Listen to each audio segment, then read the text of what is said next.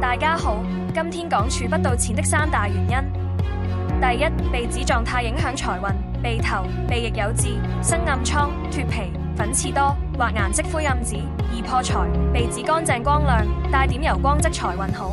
鼻頭有痣建議去除，若對手鼻子狀態差，預知博弈贏面可能更高，非鼓勵賭博。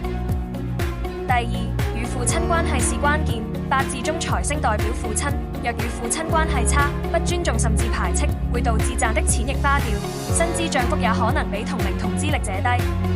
改善方法是尊重父親，調整對他的看法，哪怕父親曾有不當行為，放下仇恨釋懷，也能提升財運，且無需花錢，僅改善關係即可。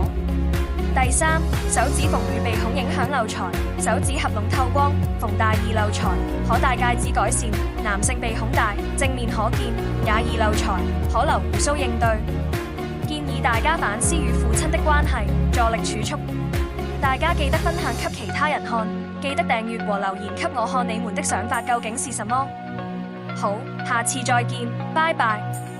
喜歡這條片的記得要 Like、Share 和 Subscribe，還要按鈴，一有新片的時候就會通知你。